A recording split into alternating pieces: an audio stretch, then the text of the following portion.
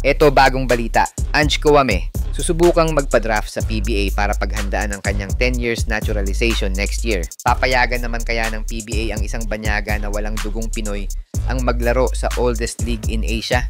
Bigyan kaya ng exemption ang 6'11" Filipino naturalized player ng Pinas para lumaki ang chance niya na makonsider ng FIBA officials as local sa FIBA Sanction Games. Pero bago yan, like and subscribe lang mga kabady para sa latest basketball news and highlights.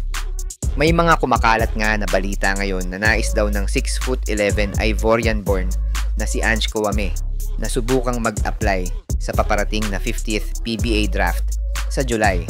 Ayon sa mga balita, isa daw risk itong gagawin ni Ange Kouame dahil wala pang kahit isang foreign player ang nakagawa ng ganitong senaryo sa history ng PBA dahil sa higpit ng rules sa mga naturalized import sa bansa.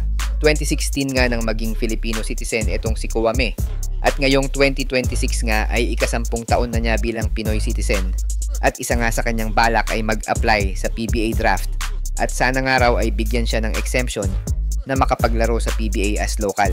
Ito nga ang isa sa mga loophole ngayon sa rules ng PBA dahil hanggang sa ngayon ay wala pang bagong rules na nagpapapayag sa mga dayuhang Filipino naturalized player na makapaglaro sa PBA. Taliwas nga ito sa rules ng FIBA na may 10-year exemption rule ang isang naturalized bago makapaglaro as sa kanyang bansang nire-represent at isa sa mga may ganitong kaso ay ang naturalized player ng Taiwan na si Gadiaga na nakapaglaro as local sa kanilang national team. Kung payagan si Ange Kouame na makapaglaro sa PBA, ay tiyak na madagdagan ang eligibility nito sa FIBA Sanction Games. Umaasa nga si Kouame na payagan siyang madraft sa PBA as local at sana nga lang daw ay makonsider siya ng FIBA sa International Games as local Filipino player kung sakaling makapaglaro siya sa PBA as local. Ano sa tingin nyo mga sir? Dapat na bang baguhin ng PBA ang rules nito sa mga naturalized player para madali na silang makonsider ng FIBA?